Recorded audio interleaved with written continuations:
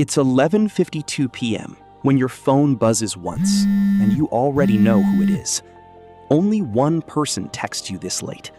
Only one person has this number at all. Come to the house. Now. You don't ask why. You never ask why. That's the job. 6 months ago, you were nobody. A sharp lawyer drowning in student debt, doing contract work nobody wanted. Then Marcus Vail walked into your office. 28 years old, worth $11 billion, and looking for someone who could make problems disappear without leaving fingerprints. He didn't interview you. He studied you. I don't need a lawyer, he said. I need someone who can be trusted with things that can't go in writing. You should have walked away. Instead, you signed something you weren't allowed to keep a copy of, and your bank account changed forever. The car is already waiting outside your apartment. Black, no plates you can read, driver who doesn't speak unless spoken to. You get in anyway. You always get in. The house sits behind 2 gates and a hill that blocks it from the road. Inside, Marcus is pacing his office in a bathrobe, phone in one hand, a glass of something amber in the other. There's a journalist, he says, not looking up. She's been talking to someone inside the company, someone who shouldn't be talking. Your stomach tightens. This is the part of the job nobody warns you about. The part where the line between handling a problem and being complicit in something you can't take back gets thinner every single time. What do you need from me, you ask, and you hate how steady your voice sounds. Make it stop. I don't care how. You used to ask follow-up questions. Now you just nod, because 3 months ago you learned what happens when you push back. He didn't yell. He just looked at you like you were replaceable, and you understood, instantly, that you were. So you make calls. You know which numbers don't trace easily, which favors are owed to you, which favors you'll owe back. By 4 a.m., the story is dead before it publishes. You don't ask what convinced the journalist to walk away. Some part of you doesn't want to know. You used to sleep at night. That stopped around month 2.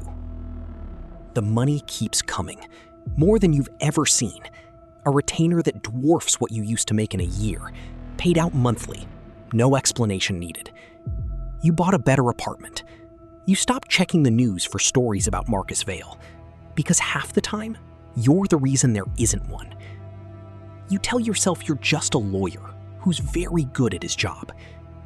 You stop believing that the night he calls you about the accident. A construction site, a worker, a death that should have triggered an investigation, except it didn't, because somehow the paperwork says something different than what actually happened. And somehow, you're the one who made sure of that. You stand in your own kitchen at 3 a.m., staring at your hands like they belong to someone else. This isn't what I do, you tell yourself. I just talk to people. I just make calls. But calls are how it happens. Calls are always how it happens. The higher you climb in his orbit, the more you see. Marcus isn't just protecting his image. He's protecting an entire structure built on broken rules, on people who got hurt and stayed quiet, on competitors who suddenly folded under pressure nobody can trace back to him. You're not his lawyer anymore. You're his memory, his blind spot, the person who knows where every body. Figurative, you tell yourself. Figurative. He's buried. That knowledge is power. You feel it the first time another executive flinches when you walk into a room. You feel it when a senator's aide returns your call within minutes. You built none of this empire, but you hold the keys to its secrets, and that makes you untouchable in rooms where you used to be invisible. It also makes you a target. You realize this on a Tuesday, when a black sedan that isn't Marcus's follows you for 6 blocks before peeling off. You don't tell him. You don't tell anyone. You just start checking your mirrors. You start sleeping with your phone face up on the nightstand, like that will save you from anything. The breaking point comes on a Thursday in October. Marcus calls you into his office, and for the first time, he looks afraid. Actually afraid. Not performing it, feeling it. There's a federal inquiry, he says. They're not looking at the company. They're looking at me, personally. You feel the floor tilt under you, because if they're looking at him, they're one phone call away from looking at you. Every favor you called in, every fire you put out, every signature you never should have signed, it all leads back to your name eventually. What do you need, you ask? Because the question is reflexive now, a function of who you've become, rather than who you choose to be. I need you to talk to someone, off the books, someone who can make sure certain files never reach a courtroom. This is the line. You feel it, the way you feel a step missing on a staircase in the dark. The moment your body understands before your mind does that something's wrong, that this isn't handling a problem anymore. This is something with a different name entirely. I can't do that, you say, and your voice shakes on the last word.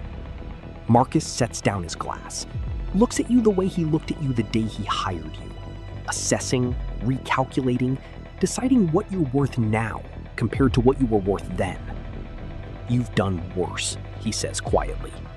You just didn't call it that. And the worst part is, he's right. You think about walking out. You think about the 11 months of NDAs, the retainer payments structured in ways you helped design, the secrets you're holding that could end careers, maybe lives, including possibly your own.